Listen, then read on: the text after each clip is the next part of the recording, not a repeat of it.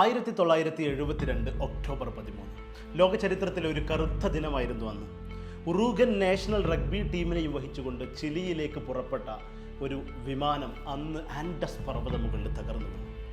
Almost 45ഓളം യാത്രികരുണ്ടായിരുന്ന ആ വിമാനത്തിൽ ഒട്ടുമിക്ക വലിയൊരു വിഭാഗം ആളുകളും ആ ഒരു ക്രാഷോടുകൂടി മരണത്തിന് പിടികൂടി. പിന്നീട് 29 ആളുകളാണ് എങ്ങനെയൊക്കെയോ ആ ഒരു ആദ്യ ദിവസത്തിൽ സർവൈവ് ചെയ്തത്.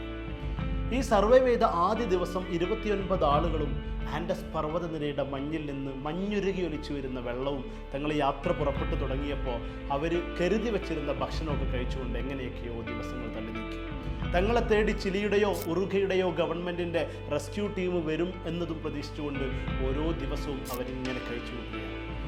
ഫ്ലൈറ്റിനുള്ളിൽ തകർന്നടിഞ്ഞ ഫ്ലൈറ്റിനുള്ളിലേക്ക് രാത്രിയിൽ വലിയ മഞ്ഞുവീഴ്ച ഉണ്ടാകുമ്പോൾ അതിനുള്ളിൽ എങ്ങനെയൊക്കെയോ കൂടിയിരുന്നുകൊണ്ട് ആ ദിവസങ്ങൾ ഇങ്ങനെ തള്ളി നിൽക്കുകയാണ്. ഭയങ്കരമായ തണുപ്പാണ്. ഇനി എന്ത് ചെയ്യും എന്ന ആലോചനയിൽ മറ്റൊരു വഴിയുമില്ല. ചിലിയൻ ഗവൺമെൻറ്റിൻ്റെയോ അല്ലെങ്കിൽ ഉറുഗൻ ഗവൺമെൻറ്റിൻ്റെയോ അല്ലെങ്കിൽ ഒരു കമ്പൈൻഡ് റെസ്ക്യൂ ടീമിനെയോ എപ്പോഴെങ്കിലും ഒന്ന് പ്രതീക്ഷിച്ചുകൊണ്ട് അവരിങ്ങനെ നിൽക്കുന്ന ആ ഒരു ദിവസം നമ്മളൊന്ന് ഓർത്തു പോവുകയാണ്. അങ്ങനെ ദിവസങ്ങളിങ്ങനെ പോയി. 8 ദിവസം കഴിഞ്ഞു, 9 ദിവസം കഴിഞ്ഞു. 9ാമത്തെ ദിവസത്തിൽ ആ ഫ്ലൈറ്റ് ക്രാഷിൽ നിന്ന് നഷ്ടപ്പെട്ടു പോയ ഒരു ട്രാൻസ്മിഷൻ റേഡിയോ അവരുടെ കയ്യിൽ കിട്ടുകയാണ്. ആ റേഡിയോ എങ്ങനെയൊക്കെയോ അവർ വർക്ക് ചെയ്യിപ്പിച്ചു. അതിൽ അവരൊരു ന്യൂസ് കേട്ടു. ഇനി ഒരു പ്രതീക്ഷയുമില്ല. ചിലിയൻ ഗവൺമെൻറ് തങ്ങളുടെ ഓപ്പറേഷൻ, ഇവർക്ക് വേണ്ടിയുള്ള അന്വേഷണത്തിൻ്റെ ഓപ്പറേഷൻ അവസാനിപ്പിച്ചിരിക്കുന്നു എന്നൊരു ന്യൂസ് കൂടി അവർ റേഡിയോ ട്രാൻസ്മിഷൻ വഴി കേൾക്കുകയാണ്. ഇനി മറ്റൊരു വഴിയുമില്ലാതെ ഇരിക്കുന്ന ഒരു സന്ദർഭം, ഒരു സമയം. അന്ന് നമ്മളുടെ കഥാപുരുഷൻ നാൻഡോ പരാഡോ എന്ന് പറയുന്ന ഇന്നത്തെ പ്രസിദ്ധനായൊരു മോട്ടിവേഷൻ സ്പീക്കറും ഒരു ബിസിനസ്മാനുമായ ഉറുഗൻ നാഷണൽ റഗ്ബി ടീമിൻ്റെ മുൻ അംഗം ഈ ഒരു യാത്രയിലുണ്ടായിരുന്നു. അദ്ദേഹം 48 മണിക്കൂറിന് ശേഷമാണ് 1972 ഒക്ടോബർ 13 നടന്ന ഈ ഒരു ക്രാഷിന് ശേഷം 15നാണ് അദ്ദേഹത്തിന് ബോധം വരുന്നത്. അദ്ദേഹത്തോടൊപ്പം അന്ന് യാത്ര ചെയ്തിരുന്ന 2 ആളുകൾ അദ്ദേഹത്തിൻ്റെ കളി കാണാൻ വേണ്ടിയിട്ടുണ്ടായിരുന്നു. അദ്ദേഹത്തിൻ്റെ ഫാമിലി മെമ്പേഴ്സായ ഒന്ന് അദ്ദേഹത്തിൻ്റെ അമ്മ, 49 വയസ്സുകാരിയായിരുന്നു. ആ ഒരു ക്രാഷിൻ്റെ ആ ഒരു ടൈമിൽ തന്നെ അമ്മ ഈ ലോകത്തോട് വിട പറഞ്ഞു. പിന്നെ ഒപ്പം ഉണ്ടായിരുന്നത് അദ്ദേഹത്തെക്കാളും പ്രായം കുറഞ്ഞൊരു സഹോദരിയായിരുന്നു. ആദ്യം കുറച്ച് ദിവസമൊക്കെ എങ്ങനെയൊക്കെയോ സർവൈവ് ചെയ്ത് അവസാനം ആ സഹോദരിയും ഇവരുടെ കയ്യിൽ കിടന്നുകൊണ്ട് മരണത്തോട് കീഴടങ്ങി. ഇനി നാൻഡോ പരാഡോയുടെ മുന്നിൽ മറ്റ് ദിവസങ്ങൾ, ഏതായാലും ചിലിയൻ ഗവൺമെൻറ്റിൻ്റെ റെസ്ക്യൂ ഓപ്പറേഷൻ അവസാനിച്ചിരിക്കുകയാണ്. ഇനി എങ്ങനെ തങ്ങൾ മുന്നോട്ട് പോകും? ഭക്ഷണം തീർന്നു കഴിഞ്ഞു, ഓൾറെഡി 10 ദിവസത്തോളം കഴിഞ്ഞു. അങ്ങനെ ഇരിക്കുകയാണ് അവരുടെ കൂട്ടത്തിലുണ്ടായിരുന്ന അവരുടെ ടീം ക്യാപ്റ്റൻ വന്നുകൊണ്ട് ഒരു ദിവസം രാത്രി അവിടെ സർവൈവ് ചെയ്യുന്ന വളരെ കുറച്ച് ആളുകളെ കൂട്ടിച്ചേർത്തുകൊണ്ട് ഒരു തീരുമാനം എടുക്കുന്നത്. നമ്മുടെ മുന്നിൽ ഇനി ഭക്ഷണമില്ല. ആൻഡസ് പർവ്വതത്തിൻ്റെ മഞ്ഞുമലകളിൽ നിന്ന് ആ ഒരു തണുപ്പ്, ആ ഒരു ശക്തമായിട്ടുള്ള കൊടും തണുപ്പ്, ഇനി എങ്ങനെയാണ് നമ്മൾ അതിനെ അതിജീവിക്കുക, അല്ലെങ്കിൽ എങ്ങനെയാണ് ആ ഒരു തണുപ്പിനെയും അതിജീവിച്ചുകൊണ്ട് ഇനിയുള്ള ദിവസങ്ങൾ നമ്മൾ മുന്നോട്ട് പോവുക? എങ്ങാനും ആരുടെയെങ്കിലും ഒരു ശ്രദ്ധ ഇങ്ങോട്ട് കിട്ടുക എന്നതല്ലാതെ മറ്റൊരു പ്രതീക്ഷയും നമുക്കില്ല. അതുകൊണ്ട് തന്നെ നമുക്ക് ഭക്ഷണം നിർബന്ധമാണ്. അതിന് നമ്മൾ എന്ത് ചെയ്യണം എന്നൊരാലോചനയിൽ നിന്ന് അവസാനം ആ ക്യാപ്റ്റൻ മുന്നോട്ട് വെച്ച ഒരു സജഷൻ, ആ സജഷൻ മറ്റൊന്നും ആയിരുന്നില്ല. നമ്മോടൊപ്പം യാത്ര തുടങ്ങിയപ്പോൾ ഉണ്ടായിരുന്ന ആളുകൾ, അവരിൽ ഒരുപാട് ആളുകൾ ഇത് മൃതശരീരമായിട്ട്, കോപ്സായിട്ട് നമ്മുടെ മുന്നിൽ കിടക്കുന്നുണ്ട്. അവരിൽ നിന്ന് ആ ഒരു ഓരോരുത്തരുടെയും മൃതശരീരത്തിൽ നിന്ന് നമുക്ക് മാംസം ഭക്ഷിക്കുകയല്ലാതെ വേറെ വഴിയില്ല എന്ന് അവരുടെ ക്യാപ്റ്റൻ പറയുന്നു. അങ്ങനെ ആദ്യമൊന്നും എല്ലാവരും ഇതിന് യോജിച്ചില്ല. പക്ഷേ ദിവസങ്ങൾ ഇങ്ങനെ കഴിഞ്ഞു പോവുകയാണ്, വേറൊരു വഴിയുമില്ല എന്ന് കാണുമ്പോൾ എല്ലാവരും യോജിച്ചുകൊണ്ട് ഓരോരുത്തരുടെയും മൃതശരീരത്തിൽ നിന്ന് അവരുടെ കയ്യിലുണ്ടായിരുന്ന ആയുധങ്ങൾ ഉപയോഗിച്ചുകൊണ്ട് അവരുടെ ശരീരത്തിൽ നിന്ന് മാംസം എടുത്തുകൊണ്ട് ഭക്ഷിക്കാൻ തുടങ്ങുന്ന ഒരു ചരിത്രം 1972 ചരിത്രമാണ്. ദിവസങ്ങൾ വീണ്ടും കഴിഞ്ഞു പോവാണ്. നാൻഡോ പരാഡോ എന്ന് പറയുന്ന നമ്മുടെ കഥാപുരുഷൻ, അദ്ദേഹത്തിൻ്റെ അമ്മയും അദ്ദേഹത്തിൻ്റെ സഹോദരിയും അവിടെ മരിച്ചു കിടക്കുന്നു. ഏതായാലും കുറച്ച് ദിവസങ്ങൾ കൂടി കഴിഞ്ഞാൽ ഈ അമ്മയുടെയും തൻ്റെ സഹോദരിയുടെയും മൃതശരീരത്തിൽ നിന്നുകൂടി മാംസം ഇവരെല്ലാവരും ഭക്ഷിക്കും, അല്ലെങ്കിൽ ഒരിക്കൽ തനിക്കും അത് ഭക്ഷിക്കേണ്ടി വരും എന്ന് മനസ്സിലായപ്പോൾ നാൻഡോ പരാഡോ ഒരു തീരുമാനം എടുക്കണം. ഞാൻ എന്തായാലും രക്ഷപ്പെടാൻ മറ്റൊരു വഴി തേടുകയാണ്. അങ്ങനെ അദ്ദേഹവും അദ്ദേഹത്തിൻ്റെ മറ്റൊരു ഫ്രണ്ടും ചേർന്നുകൊണ്ട് ആൻഡസ് പർവ്വതത്തിൽ നിന്ന് എങ്ങനെയെങ്കിലും രക്ഷപ്പെടാൻ ഒരു വഴി തേടാം എന്നൊരു ചിന്തയോടെ അവർ തങ്ങളുടെ കൂട്ടുകാരോട് യാത്ര പറഞ്ഞു. ഇനി മരിക്കുകയാണെങ്കിൽ തനിക്ക് മരിക്കാം, തൻ്റെ അമ്മയുടെയും തൻ്റെ സഹോദരിയുടെയും മൃതശരീരത്തിൽ നിന്ന് മാംസം കഴിക്കുന്നതിനേക്കാളും നല്ലത് മറ്റൊരു വഴി, രക്ഷപ്പെടാൻ ഒരു മാർഗം തേടി മരിക്കുന്നതാണ് എന്ന് നാൻറ്റോ പരോഡോ തീരുമാനിക്കുകയും അദ്ദേഹം തൻ്റെ കൂട്ടുകാരനോടൊപ്പം അവരോട് യാത്ര പറഞ്ഞുകൊണ്ട് പുറത്തിറങ്ങി. എങ്ങോട്ട് പോകണമെന്നറിയില്ല. എവിടെ നോക്കിയാലും ആൻഡസ് പർവ്വതത്തിൻ്റെ മഞ്ഞുമലകളാണ്. അങ്ങനെ അവസാനം അവരൊരു തീരുമാനമെടുത്തു. ഏകദേശം നമ്മൾ യാത്ര തുടങ്ങിയിട്ട് ആൻഡസ് പർവ്വതം കാണാൻ തുടങ്ങിയിട്ട് ഒരുപാട് സമയമായിട്ടുണ്ട്. അതുകൊണ്ട് തന്നെ നമ്മളിനി നമ്മുടെ മുന്നിലുള്ള വലിയൊരു പർവ്വത നിരയുണ്ട്. ഓൾമോസ്റ്റ് 15,000-ഓളം ഫീറ്റ് മുകളിലേക്ക് കയറി പോയാൽ അവിടെ നിന്ന് എങ്ങാനും ഒരു പച്ചപ്പിൻ്റെ സാധ്യത നമുക്ക് കാണാൻ കഴിയുമെന്ന് നാൻറ്റോ പരോഡോ തീരുമാനിക്കുകയും അങ്ങനെ താഴോട്ടിറങ്ങുന്നതിന് പകരം ആൻഡസ് പർവ്വതത്തിൻ്റെ മുകളിലേക്ക് കയറാം എന്ന് അവർ തീരുമാനിക്കുകയും ചെയ്തു. അങ്ങനെ അവർ യാത്ര തുടങ്ങി. 3 ദിവസം കഴിഞ്ഞു. ആ 3 ദിവസം എങ്ങനെയൊക്കെയോ ശീതക്കാറ്റുകളെയും മഞ്ഞ് വീഴ്ചയൊക്കെ അതിജീവിച്ചുകൊണ്ട് എങ്ങനെയൊക്കെയോ മഞ്ഞുരുകി വരുന്ന വെള്ളവും മറ്റുമൊക്കെ കുടിച്ചുകൊണ്ട് അവർ അതിജീവിച്ച് ആ ഒരു ആൻഡസ് പർവ്വതത്തിൻ്റെ ഏറ്റവും മുകളിൽ 15,000 ഫീറ്റ് മുകളിൽ അവരെത്തിയിട്ട് നോക്കുന്ന ഒരു കാഴ്ച തൻ്റെ മോട്ടിവേഷൻ സെഷനുകളിൽ പലപ്പോഴും നാൻറ്റോ പരോഡോ പറഞ്ഞിട്ടുണ്ട്. അദ്ദേഹം പറയുന്നത് 360 ഡിഗ്രിയും ഞാൻ തിരിഞ്ഞു നോക്കി, എവിടേക്ക് നോക്കുമ്പോഴും വെള്ള പുതച്ച് കിടക്കുന്ന ആൻഡസ് പർവ്വതമാണ്. മഞ്ഞിൻ്റെ വെള്ള പുതച്ചിരിക്കുന്ന ആൻഡസ് പർവ്വതമല്ലാതെ ഒന്നും തനിക്ക് കാണാൻ കഴിയുന്നില്ല.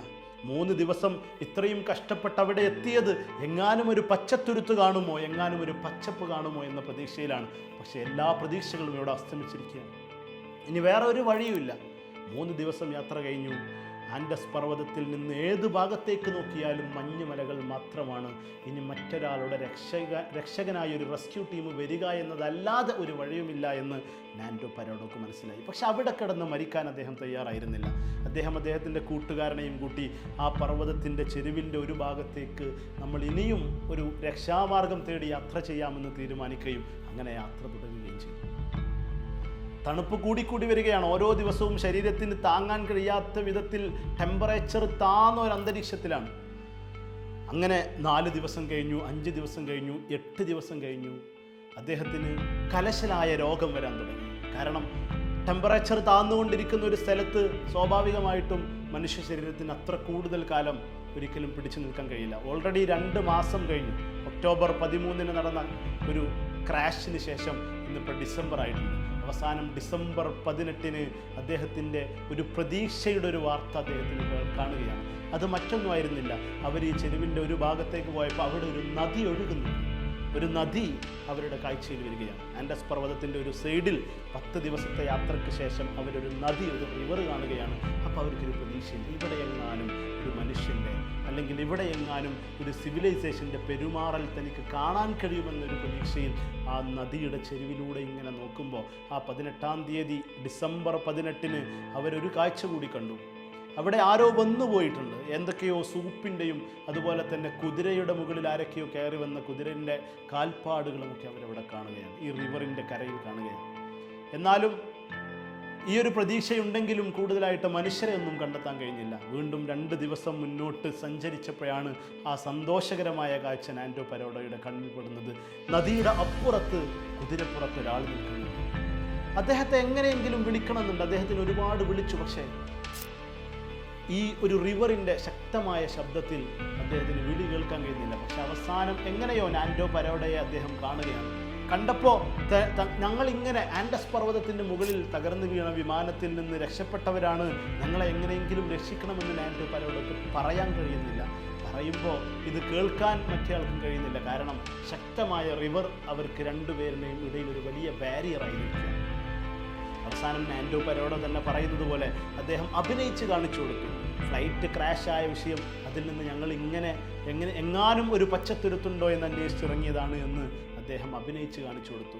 പക്ഷെ നാൻറ്റോ പരോഡോ അവസാനം ആ ഒരു അഭിനയം തന്നെ നിർത്തി. കാരണം താനൊരു ഭ്രാന്തനാണോ എന്നെങ്കിലും എന്നോ മറ്റോ കരുതിയിട്ട് അദ്ദേഹം അവിടുന്ന് രക്ഷപ്പെടുമോ അല്ലെങ്കിൽ അദ്ദേഹം തൻ്റെ വഴി നോക്കിയിട്ട് പോകുമോ എന്ന് പേടിച്ചു. അവസാനം ഇദ്ദേഹത്തെ നാൻറ്റോ പരോഡോയെ അത്ഭുതപ്പെടുത്തിക്കൊണ്ട് ആ കുതിരപ്പുറത്തുണ്ടായിരുന്ന മനുഷ്യൻ ഒരു പേപ്പറിൽ ഒരു പെന്നുപയോഗിച്ച് എന്താണ് പറയാനുള്ളത് എന്ന് എഴുതിയിട്ട് കല്ലിൽ കെട്ടിയിട്ട് അപ്പുറത്തേക്ക് വിളിച്ചു. അതാണ് അദ്ദേഹത്തിന് കിട്ടിയ ഒരു കച്ചിത്തുരുമ്പ്.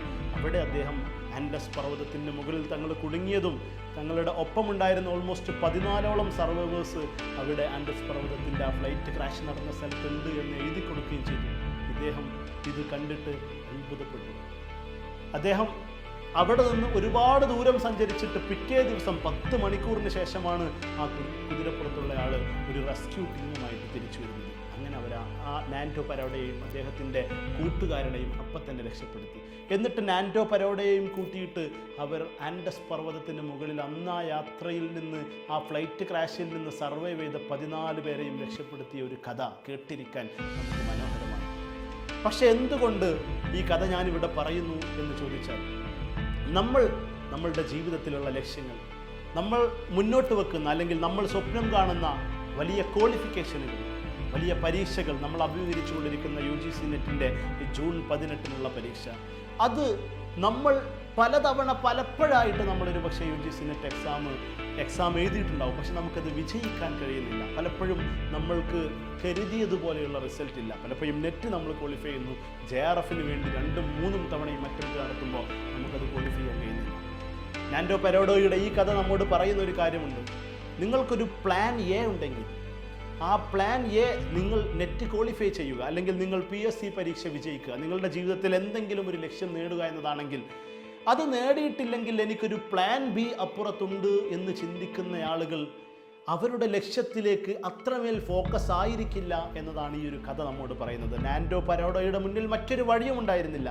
ഒരു പ്ലാൻ എ മാത്രമേ ഉണ്ടായിരുന്നുള്ളൂ. അത് എങ്ങാനും ഒരു കച്ചിത്തുരുമ്പ് കണ്ടെത്തുക എന്നുള്ളതാണ്, ഒരു പച്ചപ്പ് കണ്ടെത്തുക എന്നുള്ളതാണ്, ഒരു മനുഷ്യൻ്റെ സിവിലൈസേഷനിലേക്ക് എത്തുക എന്നതാണ്. അങ്ങനെ ഒരു ലക്ഷ്യം അവർക്ക് മുന്നിൽ, ആ ഒരു ലക്ഷ്യമല്ലാതെ അങ്ങനെ ഒരു മനുഷ്യൻ അവർക്ക് കണ്ടെത്താൻ കഴിഞ്ഞില്ലെങ്കിൽ തിരിച്ചൊരു യാത്ര, തിരിച്ച് ജീവിതത്തിലേക്കുള്ള മറ്റൊരു വഴി അവരുടെ മുന്നിൽ ഉണ്ടായിരുന്നില്ല. അതുതന്നെയാണ് ഓരോ ആസ്പിറൻസിൻ്റെയും മുന്നിൽ ഉള്ള ഏറ്റവും പ്രധാനപ്പെട്ട ചോദ്യം.